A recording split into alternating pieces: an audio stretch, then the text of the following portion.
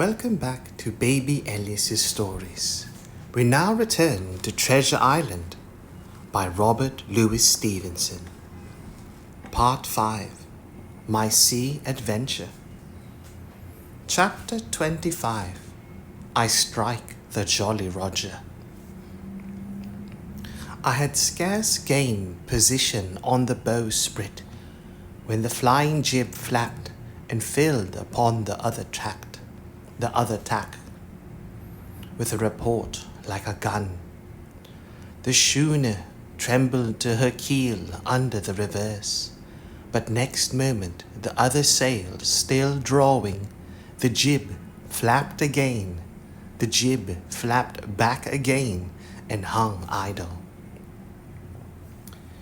This had nearly tossed me off into the sea, and now I lost no time, crawled back along the bowsprit, and tumbled head foremost on the deck.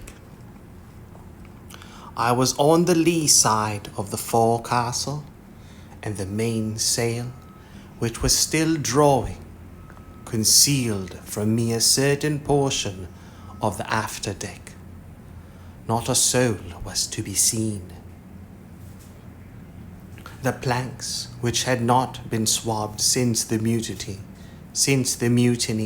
bore the print of many feet, and the empty bottle, broken by the neck, tumbled to and fro like a live thing in the scuppers.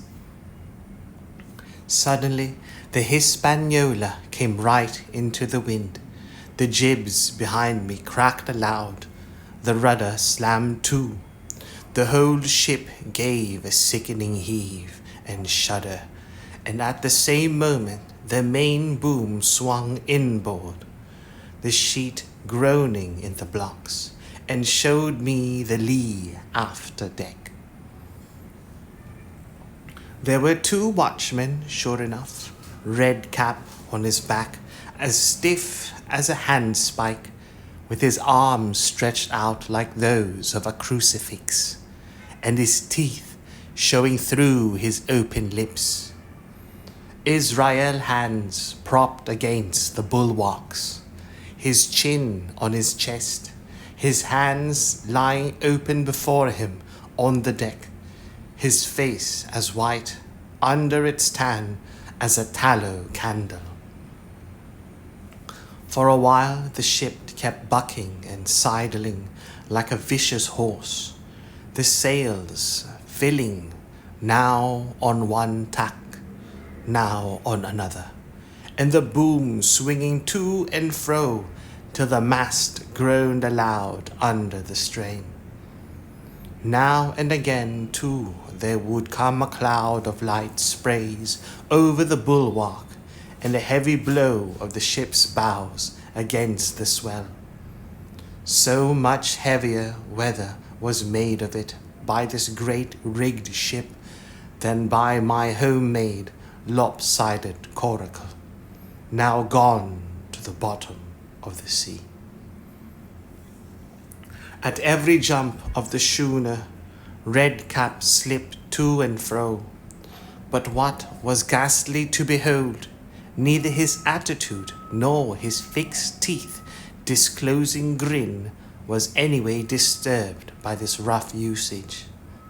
At every jump, too, Hans appeared still more to sink into himself and settle down upon the deck, his feet sliding ever the farther out, and the whole body canting towards the stern, so that his face became, little by little, hid from me.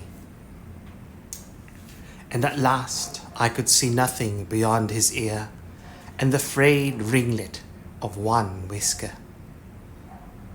At the same time I observed around both of them splashes of dark blood upon the planks, and began to feel sure that they had killed each other in their drunken wrath. While I was thus looking and wondering, in a calm moment when the ship was still, Israel Hands turned partly round, and with a low moan writhed himself back to the position in which I had seen him first. The moan which told of pain and deadly weakness, and the way in which his jaw hung open went right to my heart. But when I remembered the talk I had overheard from the apple barrel, all pity left me. I walked aft until I reached the mainmast. "Come aboard, Mr. Hands," I said ironically. He rolled his eyes round heavily, but he was too far gone to express surprise. All he could do was utter one word: brandy. It occurred to me there was no time to lose, and dodging the boom as it once more lurched across the deck, I slipped aft and down the companion stairs into the cabin. It was such a scene of confusion as you can hardly fancy. All the lock-fast places had been broken open in quest of the chart. The floor was thick with mud where ruffians had sat down to drink or consult after wading in the marshes round their camp. The bulkheads, all painted in clear white and beaded round with gilt, bore a pattern of dirty hands. Dozens of empty bottles clinked together in corners to the rolling of the ship. One of the doctor's medical books lay open on the table, half of the leaves gutted out, I suppose for pipe lights. In the midst of all this, the lamp still cast a smoky glow, obscure and brown as umber. I went into the cellar. All the barrels were gone, and of the bottles a most surprising number had been drunk out and thrown away. Certainly, since the mutiny began, not a man of them could ever have been sober. Foraging about, I found a bottle with some brandy left for Hands, and for myself I routed out some biscuit, some pickled fruits, a great bunch of raisins, and a piece of cheese. With these I came on deck, put down my own stock behind the rudder head, and well out of the coxswain's reach, went forward to the water breaker, and had a good deep drink of water, and then, not till then, gave Hands the brandy.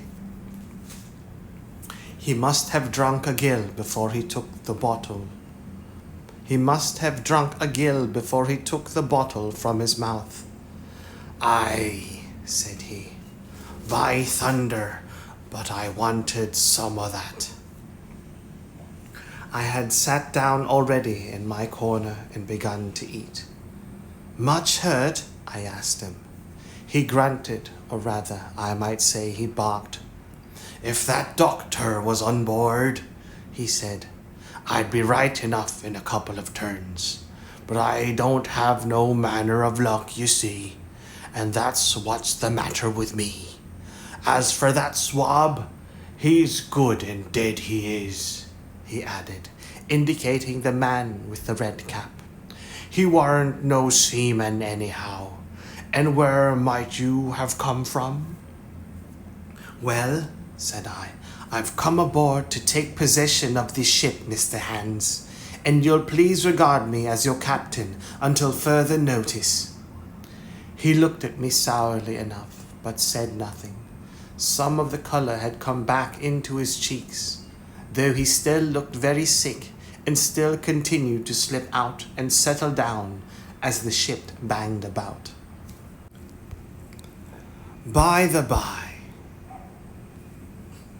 I continued, "I can't have these colours, Mr. Hands, and by your leave I'll strike 'em. Better none than these." And again, dodging the boom, I ran to the colour lines, handed down their cursed black flag, and chucked it overboard.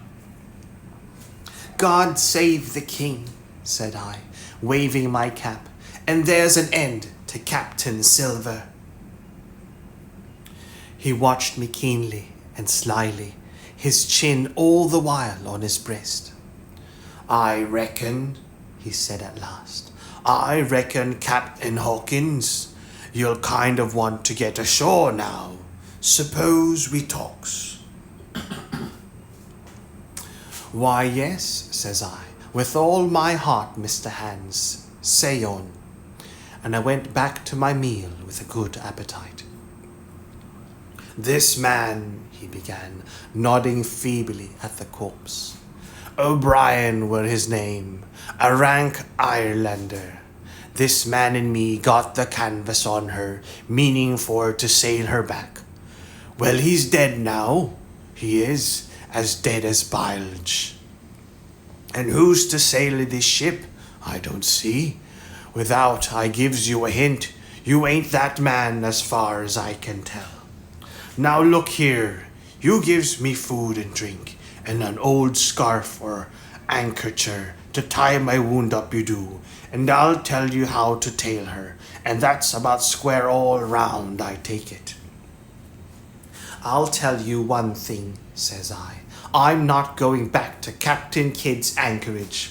I mean to get into North Inlet and beach her quietly there. To be sure you did, he cried. Why, I ain't such an infernable lubber after all. I can see, can't I? I've tried my fling, I have, and I've lost, and it's you has the wind of me. North Inlet? Why, I haven't no choice, not I. I'd help you sail her up to Execution Dock by thunder, so I would. Well, as it seemed to me, there was some sense in this. We struck a bargain on the spot. In 3 minutes, I had the Hispaniola sailing easily before the wind along the coast of Treasure Island, with good hopes of turning the northern point ere noon and beating down again as far as North Inlet before high water, when we might beach her safely and wait till the subsiding tide permitted us to land. Then I lashed the tiller and went below to my own chest, where I got a soft silk handkerchief of my mother's. With this, and with my aid, Hans bound up the great bleeding stab he had received in the thigh, and after he had eaten a little, and had a swallow or two more of the brandy, he began to pick up visibly, and sat straighter up, spoke louder and clearer, and looked in every way another man. The breeze served us admirably. We skimmed before it like a bird, the coast of the island flashing by, and the view changing every minute. Soon we were past the highlands and bowling beside low, sandy country, sparsely dotted with dwarf pines. And soon we were beyond that again, and had turned the corner of the rocky hill that ends the island on the north. I was greatly elated with my new command, and pleased with the bright, sunshiny weather and these different prospects of the coast. I had now plenty of water and good things to eat, and my conscience, which had smitten me hard for my desertion, was quieted by the great conquest I had made. I should, I think, have had nothing left me to desire but for the eyes of the coxswain as they followed me derisively about the deck, and the odd smile that appeared continually on his face. It was a smile that had in it something both of pain and weakness, a haggard old man's smile, but there was, besides that, a grain of derision, a shadow of treachery in his expression as he craftily watched and watched and watched me at my work.